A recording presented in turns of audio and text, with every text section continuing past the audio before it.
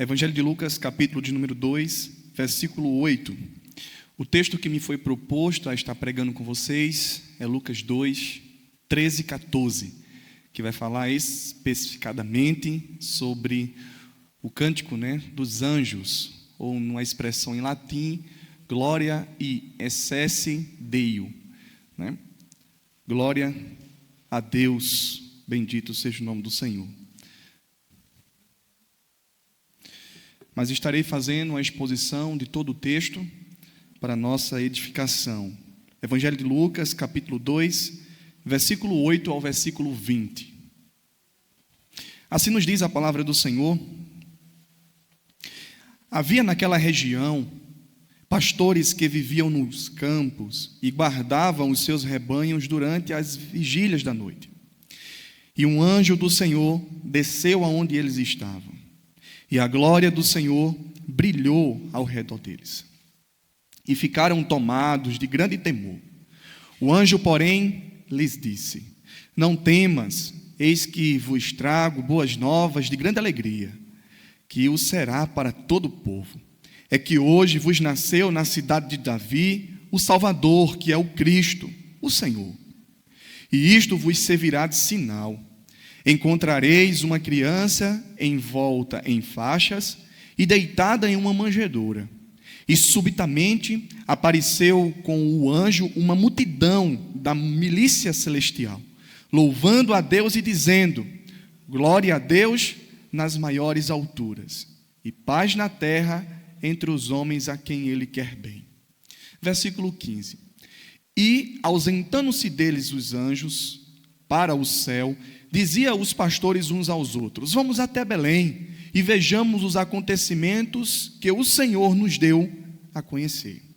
Foram apressadamente e acharam Maria e José e a criança deitada na manjedoura.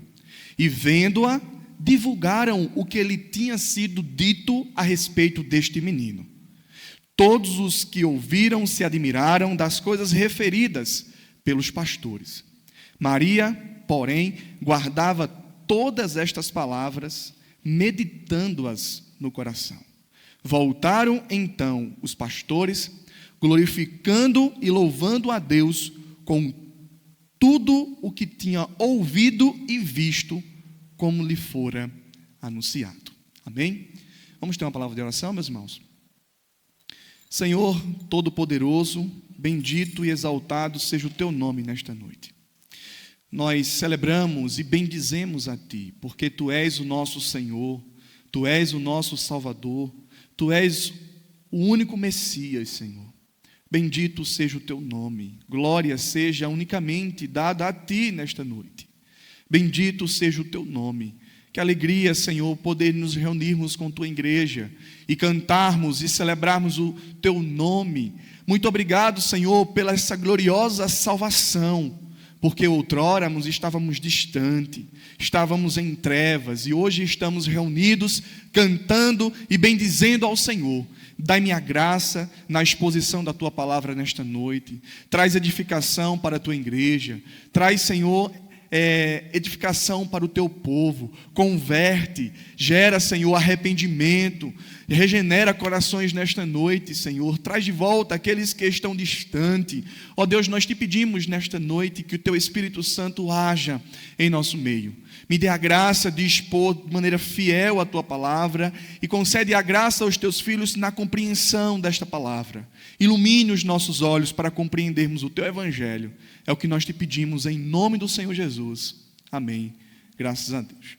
Meus irmãos, como o pastor bem disse, nós estamos refletindo nos cânticos da Natividade. E o texto que me foi proposto é sobre o cântico dos anjos, em latim, a expressão Gloria e excessi Dei, Glória a Deus nas maiores alturas. Meus irmãos, se eu tenho uma liberdade nesta noite, eu queria descrever um subtema abaixo desse tema principal, o Cântico dos Anjos. E o tema que eu gostaria de dizer para vocês era o seguinte: glória, paz e alegria. O anúncio do nascimento do Senhor Jesus Cristo, o Salvador. Então, glória, paz e alegria. O anúncio do nascimento de Jesus, o nosso Salvador. Meus irmãos, na história do nascimento de Jesus, segundo o texto que nós acabamos de ler, o céu e a terra eles se movem simultaneamente diante desse esplêndido acontecimento. Na terra, meus amados irmãos, nós vemos os imperadores decretando. Nós vemos, meus irmãos, famílias, magos, vindo de muito longe para adorar ao menino, para adorar ao Senhor, ao menino que nasceu. Ao mesmo tempo, meus irmãos, nós vemos também os céus se abrindo em louvor e em adoração a Deus. É diante desse cenário que Lucas, ele nos apresenta um dos textos mais belos sobre o nascimento do Senhor Jesus. Como eu disse, meus irmãos, os céus e a terra estão se movendo simultaneamente, tributando honra, glória e louvores a Deus. Agora é bem interessante, meus amados irmãos, porque os imperadores assinam decretos. Por um lado, capítulo 2, versículo de 1 a 7, nós temos o imperador Augusto César, ou César Augusto, decretando o recenseamento de todos os cidadãos de Jerusalém. Mas por outro lado, meus amados irmãos, nós vemos também o rei Herodes realizando um decreto para matar todas as crianças abaixo de 2 anos, porque sentiu o seu reino sendo ameaçado. Mas, meus amados irmãos, nós vemos tanto o céu como a terra se movendo diante do nascimento do menino Jesus. Mas o texto, meus irmãos, que nós acabamos de ler, ele tem por autoria o médico Lucas, que foi companheiro do apóstolo Paulo durante as suas viagens missionárias. Ele escreveu esse evangelho, meus irmãos, com um propósito de relatar cuidadosamente os fatos. Lucas teve esse cuidado, meus irmãos, de investigar cuidadosamente. Trazendo para uma linguagem bem apropriada hoje, ele fez um trabalho de monografia. Ele reuniu, meus irmãos, todo o material, tudo histórico, verídico, para oferecer certeza histórica e firmeza doutrinária para a fé cristã. O seu interesse, meus irmãos, não é apenas narrar fatos, mas é mostrar os atos de Deus na história para arrependimento e fé na pessoa do nosso Senhor Jesus Cristo. Lucas capítulo 2, ele inicia falando sobre o nascimento de Cristo. E é bem interessante, meus irmãos, de que o texto no versículo 1 vai dizer que naqueles dias foi publicado um decreto de César Augusto. E aqui é muito interessante porque esse imperador, César Augusto, ele era, meus amados irmãos, o imperador mais poderoso do mundo romano. E ele imaginava que estava organizando um simples recenseamento. Ele queria fazer, meus irmãos, um censo de quantos homens preparados para a guerra ele tinha. E é por isso que ele convoca toda esta multidão, convoca todo o povo da cidade. Mas, na verdade, meus amados irmãos, ele está sendo um cumprimento ou um instrumento do cumprimento da profecia de Miqueias, que vai nos dizer a respeito aonde é que o Messias nasceria. Seria em Belém. Louvado seja o nome do Senhor. O reverendo Hernandes Dias Lopes, ele destaca nessa parte, de que César, meus amados irmãos, ele pensa que governava o mundo. Mas, na verdade, Deus que governava César. Deus que governa todas as ações dos homens. E José e Maria, meus irmãos, ao chegar em Belém, é interessante destacar que eles chegam sem prestígios, eles chegam sem recursos, e eles chegam, meus amados irmãos, sem espaço na hospedaria. O menino eterno de Deus nasceu envolto em panos e colocado numa manjedoura. Calvino vai comentar, diante desse cenário, que Cristo assume voluntariamente a mais profunda humilhação, para que a gente fosse elevado à mais alta glória. A mais alta glória.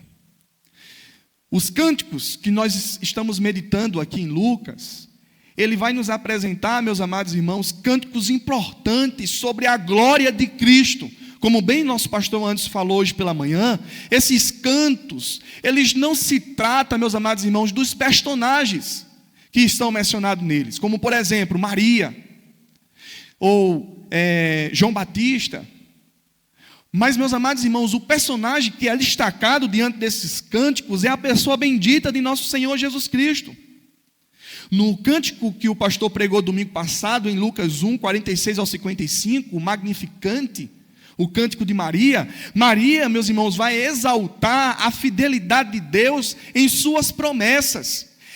Ela celebra a Deus por estender a graça a todos os homens. Então Maria louva a Deus pela fidelidade do Senhor em cumprir as suas promessas. Maria não glorifica a si mesma. Maria reconhece Jesus Cristo como seu Salvador e tudo que procede da graça soberana de Deus. No cântico que o pastor pregou hoje pela manhã, o Benedictus, ou o cântico de Zacarias, meus amados irmãos, Zacarias está louvando a Deus pela redenção que está por vir, conectando o nascimento do seu filho, João Batista, que será o embaixador de Cristo, como cumprimento de uma aliança davídica e abraâmica.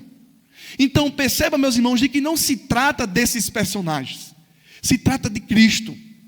Cristo, meus amados irmãos, ele é aquele personagem central que nós podemos de forma muito clara perceber nesses cânticos. Ele é. O cântico ele apresenta, de Zacarias, uma teologia histórica, mostrando que Deus cumpre as suas promessas no tempo certo. Mas o cântico de hoje que nós vamos refletir, o cântico dos anjos, ele não surge isolado, mas ele se apresenta como o clímax, meus irmãos, desta sequência de louvores. Se Maria cantou sobre a graça de Deus, e Zacarias cantou sobre a fidelidade de Deus, agora os anjos vão cantar sobre o quê? Eles vão cantar, meus irmãos, a glória de Deus, a paz estabelecida entre os homens por causa de Deus, o favor de Deus estendido a toda a humanidade. Então é isso que os anjos cantam, a glória de Deus, a paz e o favor de Deus estendido sobre a humanidade. Mas tem mais um cântico que nós vamos estar refletindo, que está em Lucas 2, 29 ao 32, que é o cântico de Simeão, ou em latim, o Nunc Dimittis, celebrando a salvação preparada para os judeus e gentios. Assim, meus irmãos, quando nós chegamos aqui no texto que nos foi proposto a pregar nesta noite, de Lucas 2, versículo 13 e 14 especificadamente, nós não estamos diante de um texto que nos faz pensar no Natal.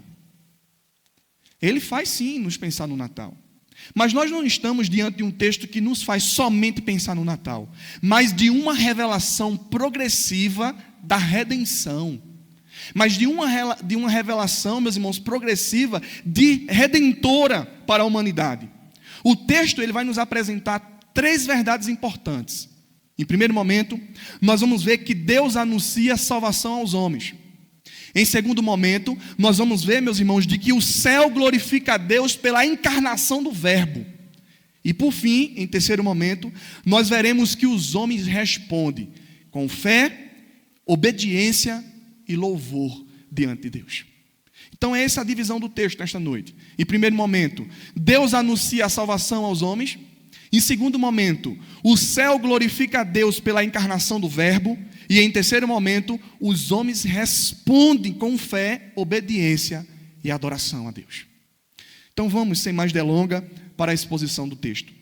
Deus anuncia a salvação aos homens. Está onde aí? Versículo 8 ao versículo 12.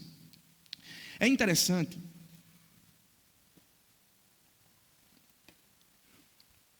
porque no versículo 8, o texto nos fala que havia naquelas regiões pastores que viviam no campo e guardavam o seu rebanho durante as vigílias da noite.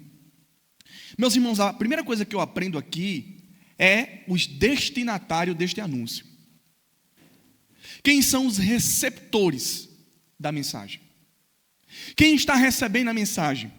São pastores que estavam pastoreando suas ovelhas. Meus irmãos, é interessante destacar que os pastores naquela época é diferente de hoje, porque quando você pensa em pastor hoje, você pensa em um líder de uma igreja geográfica, em um líder religioso, a alguém que exerce liderança na igreja. Mas naquela cultura, meus amados irmãos, os pastores, eles eram pessoas consideráveis, socialmente insignificantes. Insignificantes. E muitas vezes, meus irmãos, religiosamente impuros. Eu não sei se vocês se lembram de Davi, mas quando o sacerdote chegou na casa de Jessé para ungir Davi rei, o pai apresentou do mais forte ao menor. E não apresentou Davi porque Davi estava no campo. Entendeu? Ele estava no campo. Então, socialmente, meus irmãos, as pessoas eram consideradas indignas dessa profissão. E aqui, meus irmãos, é muito interessante porque Calvino, ele comentando essa parte do texto, ele vai dizer que Deus, ele escolhe deliberadamente homens desprezados para mostrar que a dignidade da salvação não depende da posição de homens, não depende da posição humana que o homem está, mas da graça divina de Deus. E isso aqui é muito importante, meus irmãos, porque de fato, meus irmãos, Deus escolheu revelar o plano redentivo a estes homens simples, trabalhadores, e não aos reis e governantes daquela época. Mas também nós vemos aqui no versículo 9 que a salvação, ela é uma iniciativa soberana de Deus. Veja comigo o versículo 9. E o anjo do Senhor desceu aonde eles estavam, e a glória do Senhor brilhou em redor deles, e foram tomados de grande temor.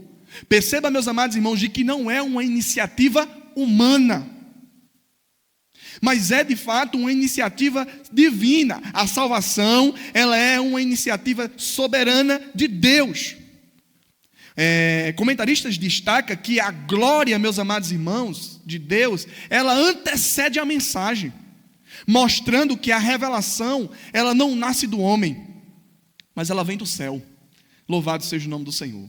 A salvação, ela começa com Deus se manifestando, e não com o homem procurando Deus, mas com Deus vindo, meus irmãos, ao encontro do homem.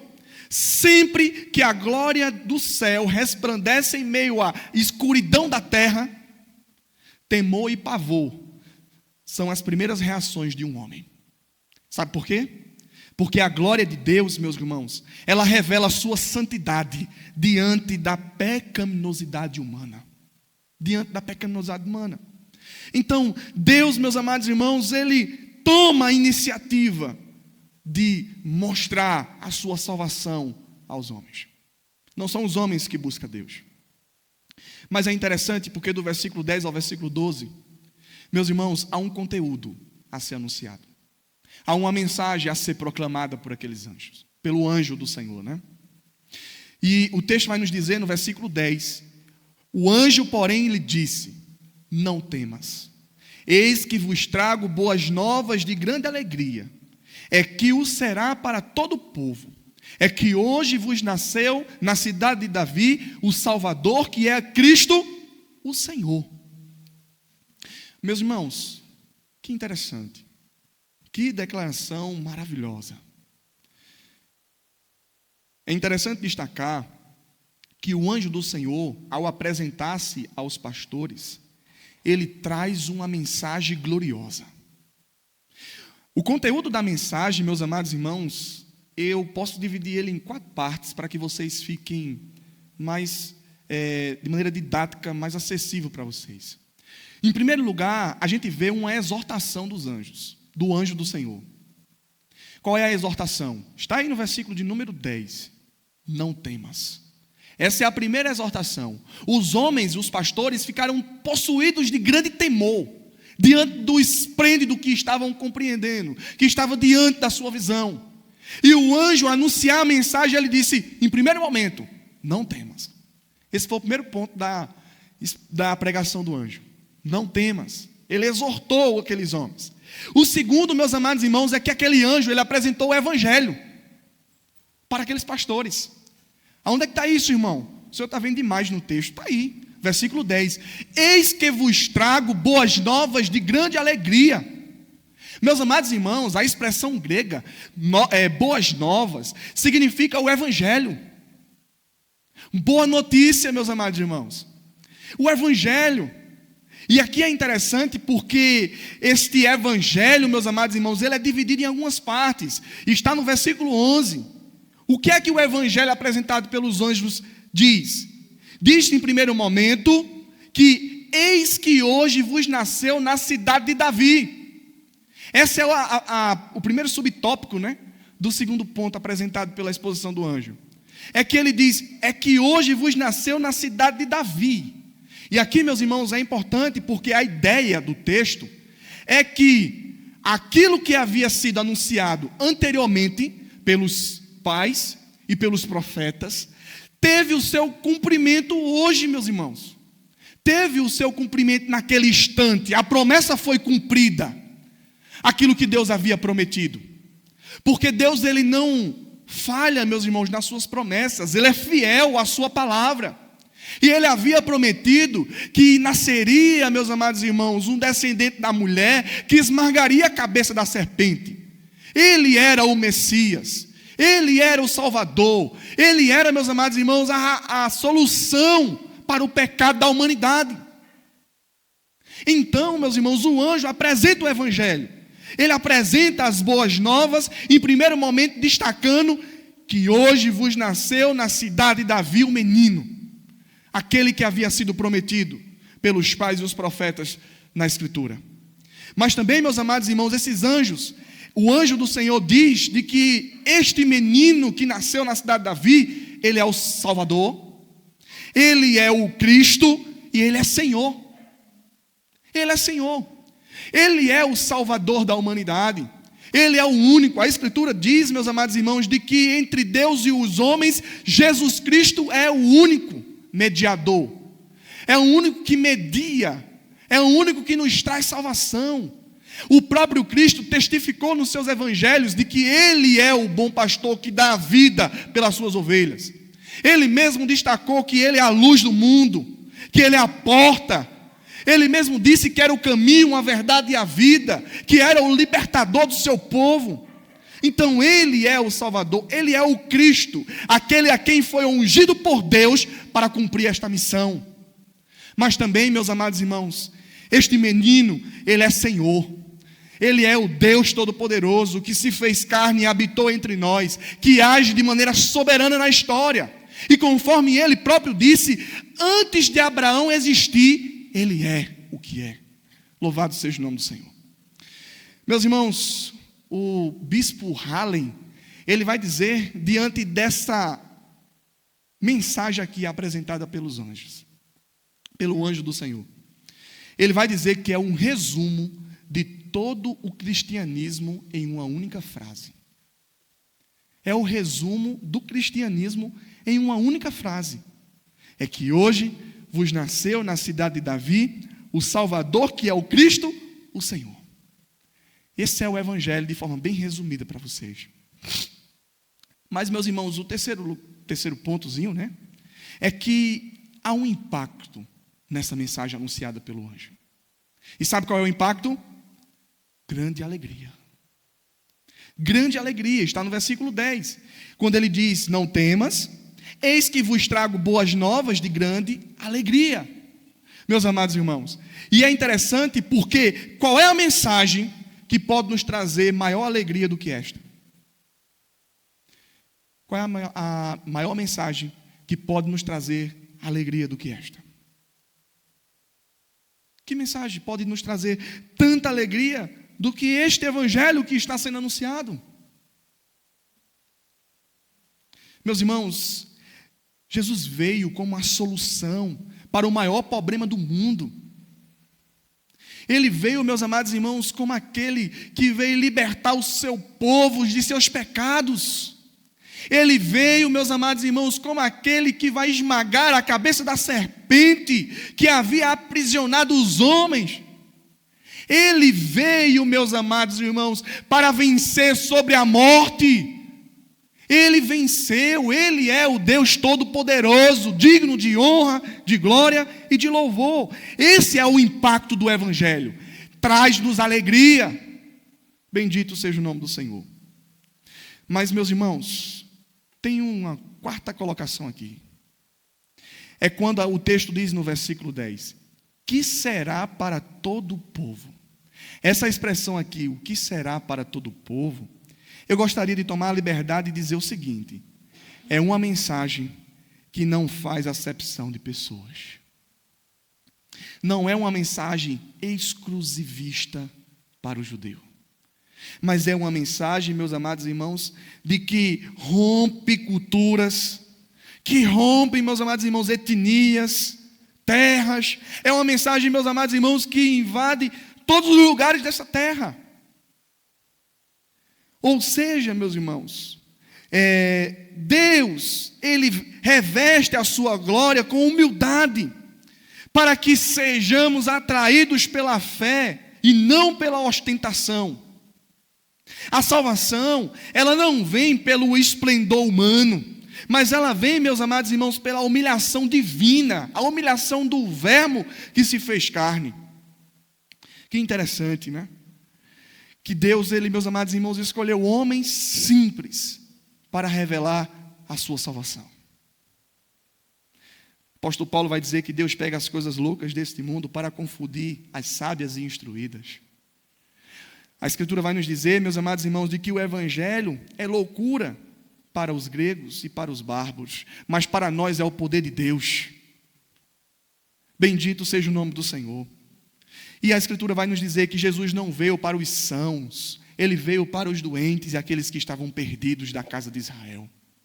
Então, meus irmãos, o Evangelho, ele não faz acepção de pessoas. Ele alcança pobres e ricos, brancos e negros, mulheres e homens, idosos e crianças. Ele alcança todos, porque Deus não faz acepção.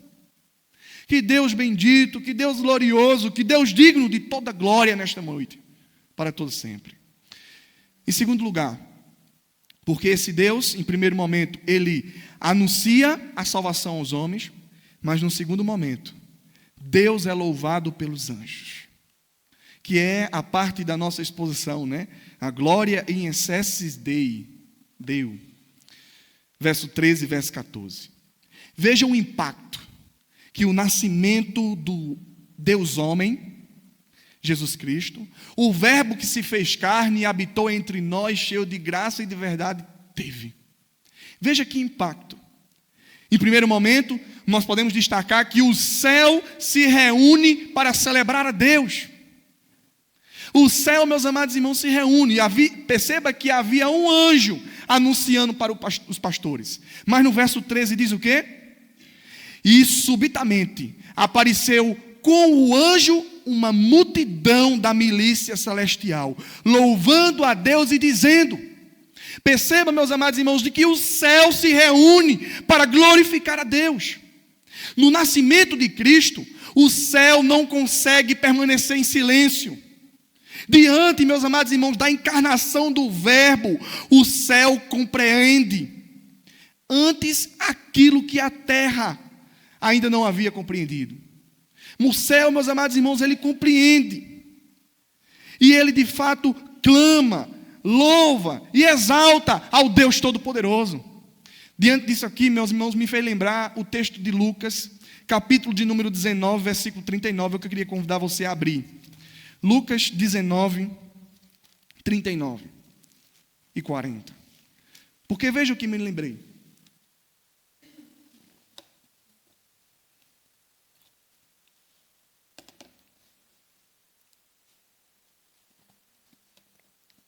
Lucas 19, 39. Perceba que aqui o contexto é a entrada triunfal de Cristo em Jerusalém. De maneira bem simples. Um rei montado em um jumentinho. Meus amados irmãos, entrando em Jerusalém. E povos estendendo toalhas, palmeiras pelo chão, e esse rei entrando de maneira gloriosa. Simples. E a multidão cantando e celebrando a este rei. Hosana, Hosana, nas maiores alturas. Bendito o rei que vem em nome do Senhor. Paz no céu e glória nas maiores alturas. Perceba, isso que diz o versículo 38. Mas veja o 39, porque teve pessoas ali que não se comoveu com aquela situação. não reconheceu a glória do Deus Todo-Poderoso. Que foram quem? Os fariseus. E eles começaram a dizer em meio à multidão: Mestre, repreende os teus discípulos, porque estão fazendo isso. Mas veja o que o mestre disse, o Cristo, Deus Todo-Poderoso: asseguro-vos que, se eles se calarem, as próprias pedras temerão, clamarão. Por que, meus amados irmãos, as pedras clamarão e louvarão a esse Deus Todo-Poderoso? Porque estão diante da glória bendita do Deus único e verdadeiro. Então, quando nós estamos diante de Deus, temos que glorificá-lo, temos que honrá-lo, temos que cantá-lo com toda a nossa alma, para a glória e para o louvor do seu nome. Então aqui, meus amados irmãos, o céu se reúne para celebrar a glória do Deus Todo-Poderoso, do Verbo que se fez carne e habitou entre nós, cheio de graça e de verdade. Mas perceba, meus amados irmãos, de que a glória de Deus, ela sempre será a finalidade última da vida. Em outras palavras, para ficar mais acessível para vocês, o fim principal de toda a criação é glorificar a Deus. Esta é a finalidade pela qual nós estamos aqui. Pessoas se perguntam para que são criadas. Pessoas se perguntam por que existiram, por que nasceram, ou por que estão aqui. Sabe qual é a tua missão? E sabe qual é a finalidade de você estar aqui hoje? É cantar e celebrar a Deus. É glorificar ao Deus Todo-Poderoso. Mas as pessoas, meus amados irmãos, moldaram a glória de Deus à semelhança de homens e coisas incorruptíveis. Romanos capítulo 2. Em vez de glorificar a Deus, glorificam a criatura. Em vez de glorificar o Criador dos céus e da terra, glorificam, meus amados irmãos, a si próprios. A si próprios. Perceba que a glória de Deus sempre será a finalidade última e suprema da vida. O Natal, ele é, antes de tudo, um evento teocêntrico. O Natal, antes de tudo, ele é um evento, meus amados irmãos, teocêntrico, onde Cristo veio primeiramente para satisfazer, não para satisfazer o homem. Cristo não veio primeiramente para satisfazer o homem, mas para glorificar ao Pai. Ele disse isso muitas vezes: vim para fazer a vontade de meu Pai, porque a glória do Pai é em primeiro lugar. Quando a glória do Pai estava sendo ameaçada, ele sempre o defendeu. Lembra, por exemplo, quando ele estava diante de Pilatos? Que Pilatos olhou para ele e disse: fala alguma coisa, te defende. E ele o tempo todo calado. Aí Pilatos foi, achou-se na autoridade e disse: olha, eu tenho autoridade sobre ti, viu? Eu tenho autoridade de tanto te soltar como te prender e te matar. Aí nesta hora, meus amados irmãos, Cristo não pôde ficar calado. Sabe por quê? Porque ele defendeu a glória do Pai dele. E aí Cristo disse: Pilatos, nenhuma autoridade teria sobre mim que se do alto não tivesse recebido. Em outras palavras, se Deus não tivesse te dado. Então ele defende a glória do Pai, meus irmãos, porque a finalidade última da vida é a glória de Deus. Mas também, meus irmãos, a gente vê aqui, diante deste momento onde Deus está sendo louvado, é que no versículo de número 14, volte lá para o texto de Lucas capítulo 2, versículo 14, quando o texto diz: glória a Deus nas maiores alturas e paz na terra entre os homens a quem Ele quer bem. Meus amados irmãos, a paz aqui é como um resultado da redenção alcançada, com a redenção que foi adquirida. A paz na terra aqui, meus irmãos, significa, sabe o quê? Reconciliação entre Deus e os homens. Qual é o estado que o homem se encontra antes de Cristo, ou sem Cristo? Qual é o estado que o homem se encontra distante, morto nos seus delitos e pecados? Ele é inimigo de Deus. Como eu preguei recentemente, no capítulo de número 3 de 1 João, o pecado é uma rebelião contra a vontade revelada de Deus na Escritura. Então, meus amados irmãos, o homem distante de Cristo, ele está em rebelião contra Deus. E somente Cristo, o Redentor, é que pode trazer paz entre os homens. A paz aqui, meus amados irmãos, não é a ausência de conflitos humanos. A paz aqui não é a ausência de guerras praticadas pelos homens. A paz aqui, meus amados irmãos, ela excede tudo isso. É a paz entre Deus e os homens. Louvado seja o nome do Senhor. É a certeza, meus amados irmãos, do crente que ele tem participação nesta reconciliação por causa de Cristo. Lembra o que está escrito em Romanos 5:1? Reconciliado, pois, com Deus, reconciliados. Deixa eu ir para o texto. Romanos capítulo 5, versículo 1 e 2. Justificados, pois, mediante a fé, temos paz com Deus, por meio de nosso Senhor Jesus Cristo, por intermédio de quem obtivemos igualmente acesso pela fé a esta graça, da qual estamos firmes e nos gloriamos na esperança da glória de Deus. Bendito seja o nome do Senhor. Ou seja, meus amados irmãos, esta paz aqui é a certeza que o crente tem na participação desta reconciliação, porque recebeu de Cristo a sua justiça, porque recebeu de Cristo aquilo que era necessário para voltar a desfrutar de comunhão com Deus. Bendito seja o nome do Senhor. Sem Cristo nós não temos como nos reconciliar com Deus. As suas obras, por mais boas que elas sejam, elas não passam de trapos de imundícias. Por mais generoso que você está sendo nesse final de ano, abençoando o seu próximo, não é suficiente para te justificar diante de Deus. E não será jamais.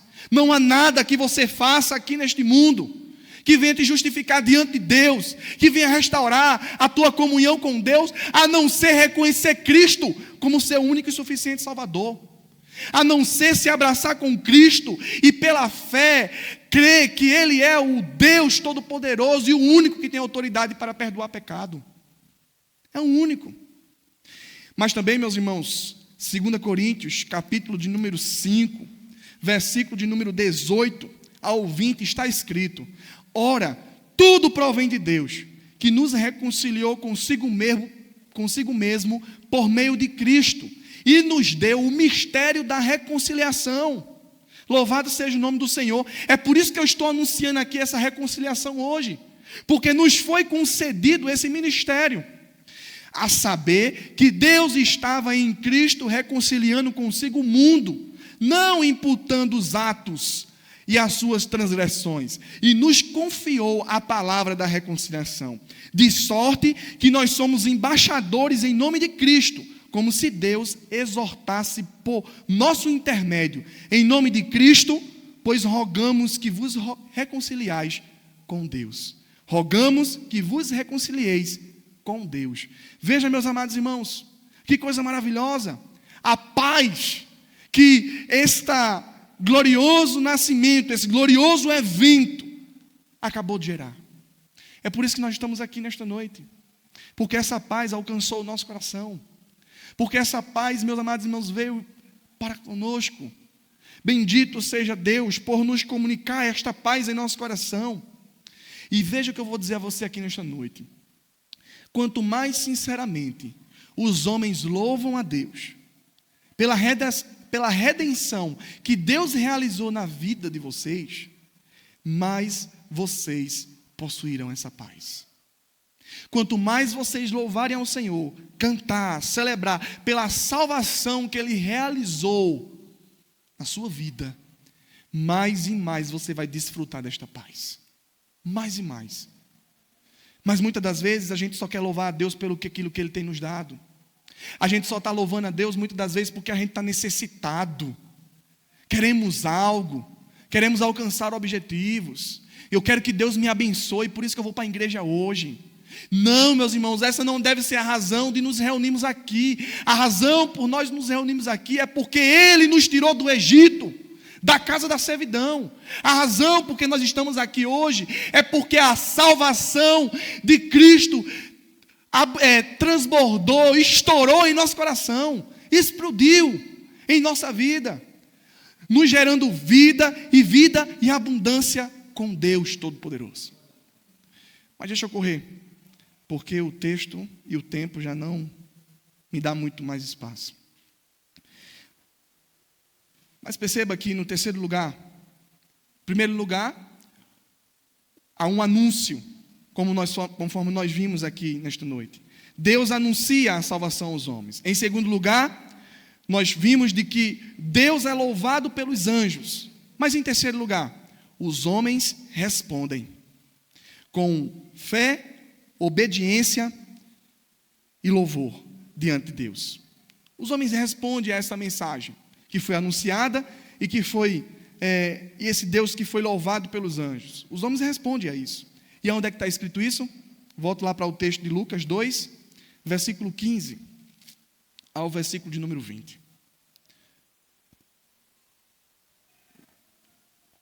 Porque o texto diz assim, no versículo 15: E ausentando-se dele os anjos, para o céu, diziam os pastores uns com os outros: Vamos até Belém e vejamos os acontecimentos que o Senhor nos deu a conhecer. Meus irmãos, eu não vou fazer uma aplicação aqui não, mas não tem como eu deixar de fazer. Qual é a sua reação depois deste glorioso evento que você acaba de vivenciar? Nós vemos um anúncio da mensagem gloriosa. Nós temos, no caso, os anjos louvando a glória de Deus. Qual é a sua reação? Perceba que os pastores, meus amados irmãos, eles imediatamente, quando os anjos se ausentaram para o céu, diziam os pastores uns com os outros: Vamos até Belém e vejamos os acontecimentos que o Senhor nos deu a conhecer. Meus irmãos, os comentaristas, discutindo a respeito daqui, eles começam a indagar: quem foi que ficou para proteger as ovelhas? Porque eles estavam pastoreando as ovelhas. Meus amados irmãos, eu não sei o que foi que eles fizeram. Eu sei que eles foram diante daquela mensagem que havia sido anunciada. Eles responderam.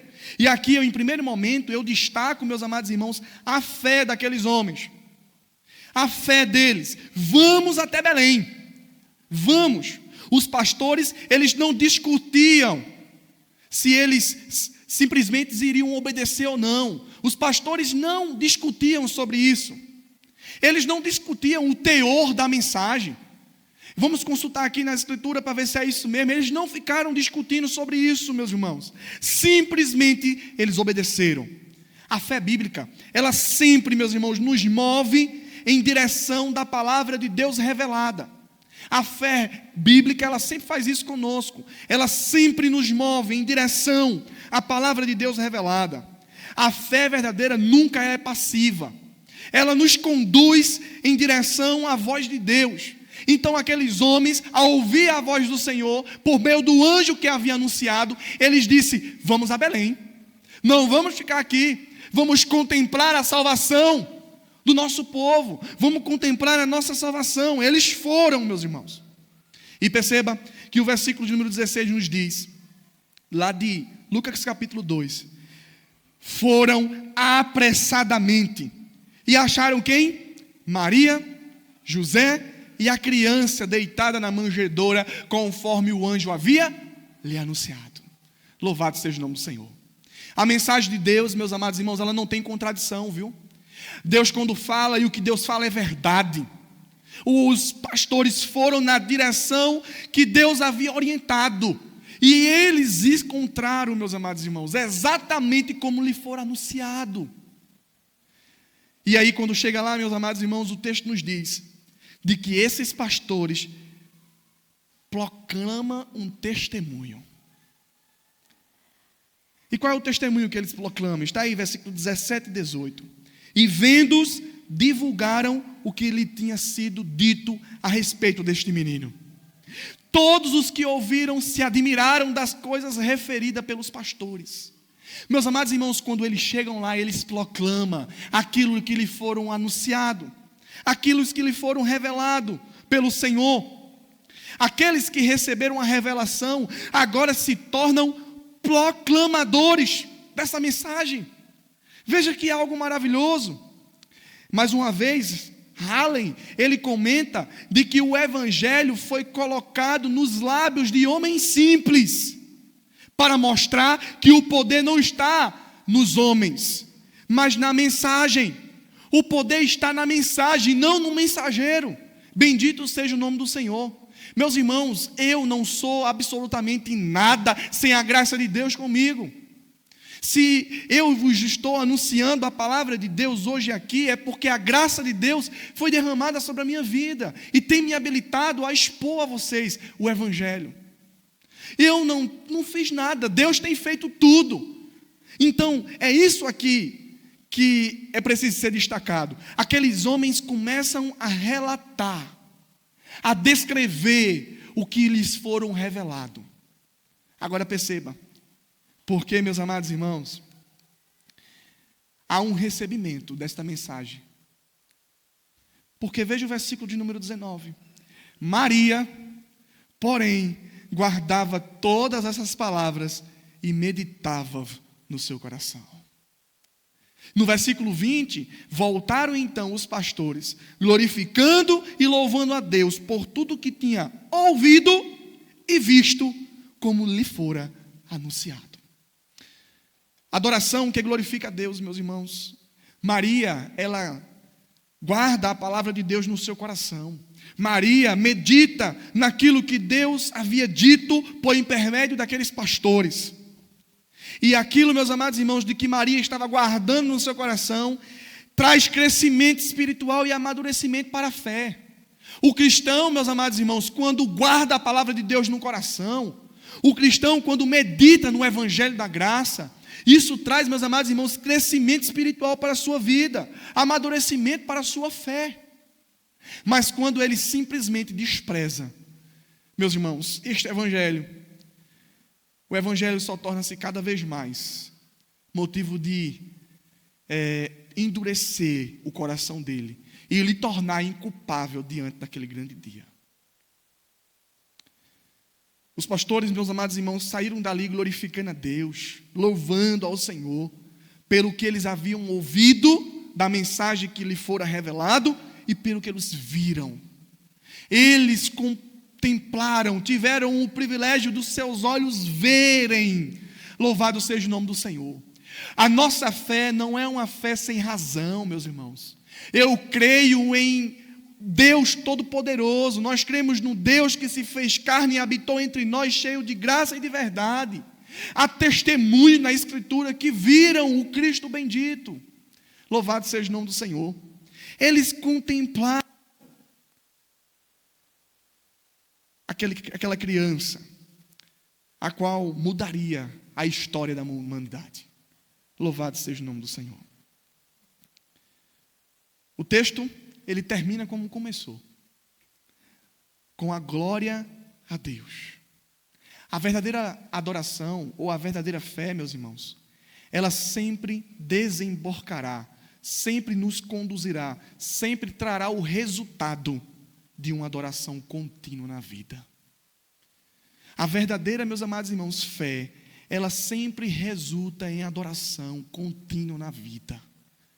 Então, como eu disse aqui, a nossa vida tem um propósito e sempre será a glória de Deus. Sempre. Por que os homens se casam? Por que os homens têm filhos? Por que os homens trabalham? Por que os homens comem e bebem? Para a glória de Deus. Com isso eu termino com algumas aplicações práticas para a nossa reflexão.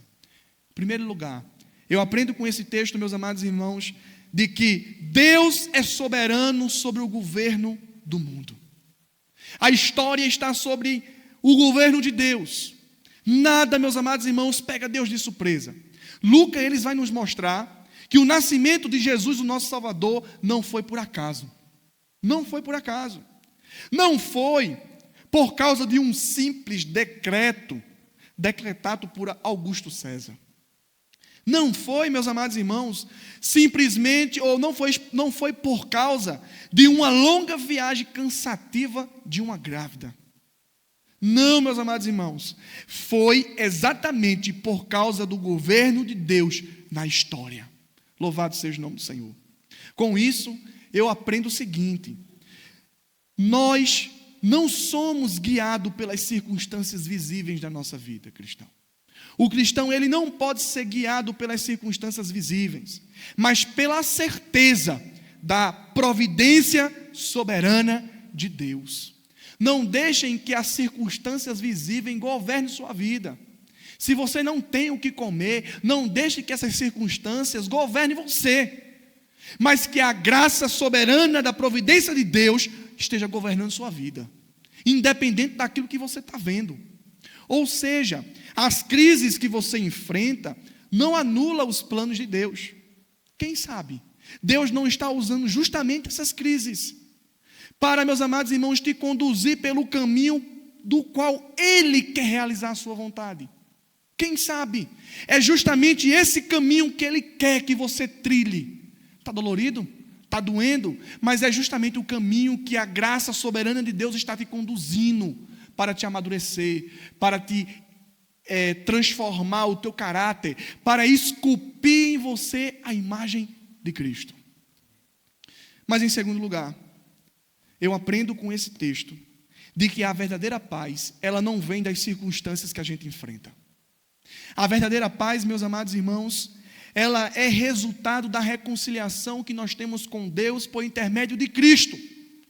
A paz que nós podemos desfrutar não é porque nós estamos estáveis financeiramente, não é porque há uma estabilidade na política social. Não, meus amados irmãos, os anjos não estão cantando aqui pela prosperidade ou pela estabilidade política. Os anjos não estão cantando. Os judeus pensavam que esse menino Jesus, ele ia tomar o império de Roma, de Jerusalém, e se sentaria no trono e governaria o povo sobre todas as outras nações. Mas o reino, meus amados irmãos, deste Cristo, ele é espiritual. Louvado seja o nome do Senhor. E é interessante aqui destacar que a paz verdadeira, ela é resultado desta comunhão, desta reconciliação que o cristão desfruta com Deus por causa da fé que é depositada nesse Cristo bendito. Então, o que é que nós precisamos entender nesta noite? É que nesta vida, nós vamos enfrentar muitas lutas diárias. E estas lutas, elas não podem tirar-nos a paz que excede o entendimento. As lutas não podem, meus irmãos, nos tirar essa paz, porque nós somos reconciliados com Deus por meio de Cristo. E em Cristo nós encontramos perdão para os nossos pecados e graça que nos fortalece para estar firme na caminhada. E essa paz com Deus, meus amados irmãos, que outrora éramos inimigos, agora nos reconciliou por causa da justiça de Cristo comunicada a nós. Então, meus irmãos, que as lutas e as circunstâncias dessas vidas não façam com que a gente perca essa paz. Porque a Escritura diz: meia morte, meia vida, meus anjos, meus principados, minhas potestades, minhas coisas do presente, meia dos polvinhos, nada, absolutamente nada poderá nos separar do amor de Deus que está em Cristo Jesus, nosso Senhor. Então, que essas circunstâncias não nos tirem a paz que excede o entendimento. Mas em terceiro lugar, eu aprendo com esse texto que a mensagem do Evangelho de Cristo, ela exige arrependimento e fé. A mensagem, meus amados irmãos, do Evangelho de Cristo, ela é uma resposta de fé e de obediência. Os pastores não ficaram discutindo teologia, viu? Eles obedeceram simplesmente. Eles simplesmente foram e viram, anunciaram e louvaram. Louvado seja o nome do Senhor. Então faça como eles, vá ou venha, veja, anuncie e cante louvores a esse Deus. O conhecimento bíblico, meus irmãos, sem obediência prática, produz dureza espiritual. O conhecimento bíblico, ou seja, é o conhecimento que você adquire através da palavra de Deus, mas sem uma obediência prática, sem uma vida prática vivenciada, ela produz dureza de coração. Mas, meus amados irmãos, quando a revelação, ela é praticada, quando aprendemos a palavra e vivemos aquilo que aprendemos, gera transformação em nossa vida. Gera transformação. Toda a revelação que não gerar transformação na vida de alguém vai se tornar juízo de Deus para ele. Toda mensagem que está sendo proclamada, se não gerar uma transformação no teu coração, está tornando juízo de Deus para você. Ou seja, o que Deus já revelou a você, o que ainda você não tem obedecido a Ele? O que ainda você não tem crido? O que ainda tem te feito não crer nele como teu único e suficiente Salvador? Com isso, eu gostaria de dizer para você que não é cristão, que está no nosso meio, ou você que está distante dos caminhos do Senhor, eu quero falar diretamente para você nesta noite. Escute o que eu vou dizer. Jesus, ele não nasceu num palácio.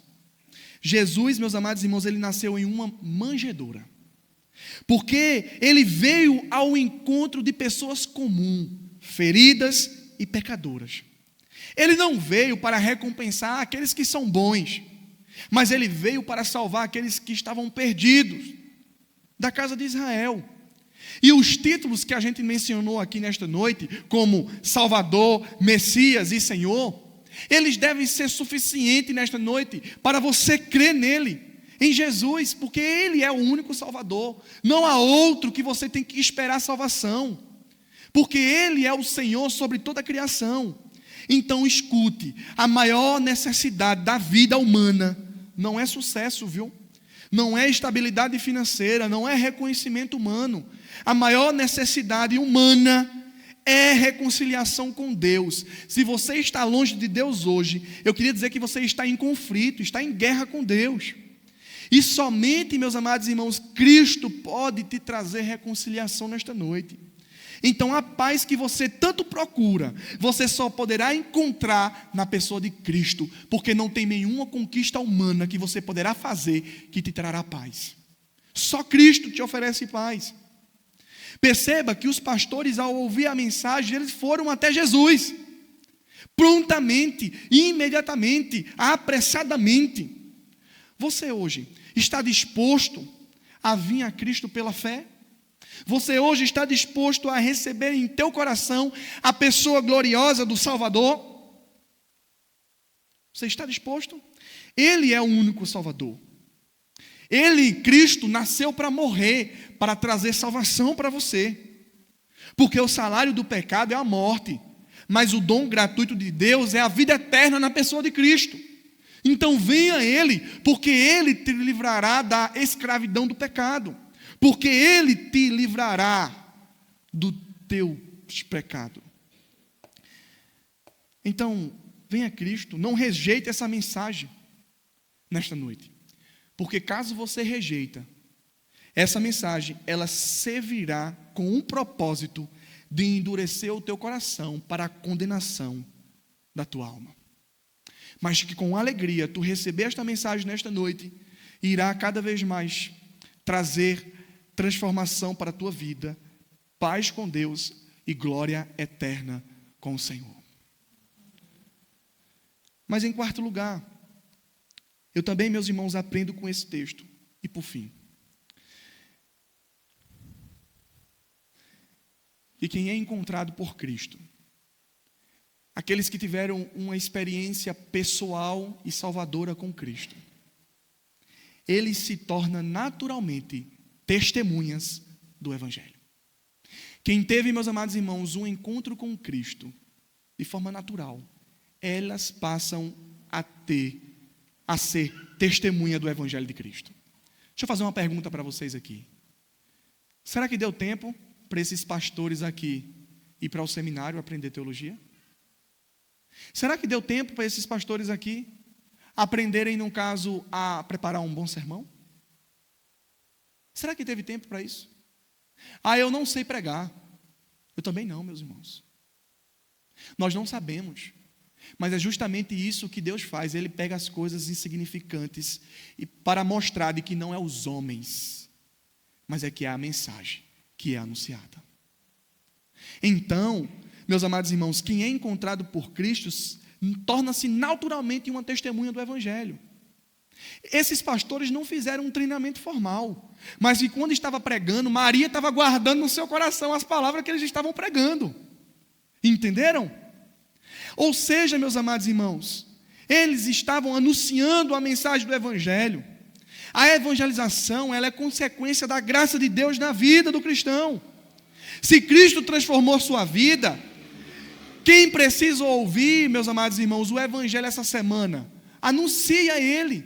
Se Cristo transformou sua vida, existe alguém que precisa ouvir o Evangelho nessa semana. Então anuncie para ele, de maneira simples. Desta forma aqui que o texto diz, é que hoje, na cidade de Davi, nasceu o Salvador, que é o Cristo, o Senhor. Só fale isso para eles.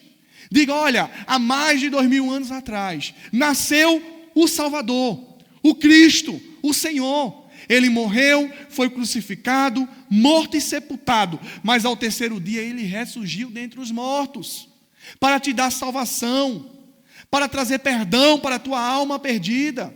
Então creia e receba esse Salvador em teu coração nesta manhã. Se tem alguma coisa que eu admiro, meus irmãos, nos nossos irmãos pentecostais, é que eles são verdadeiros evangelistas. Olha, não tem como não. Aonde eles estão evangelizando. Eu estava sexta-feira trabalhando na casa de um irmão que era de uma determinada igreja arminiana, e ele perguntou ao meu colega de trabalho se ele era cristão. Ele dizia, eu estou acompanhando. Ele disse, olha, corra logo, viu? Porque quem ficou fora da arca se perdeu. Eles são ligeiros assim no raciocínio, eles não perdem tempo não. Então nós temos que anunciar a Cristo, meus irmãos.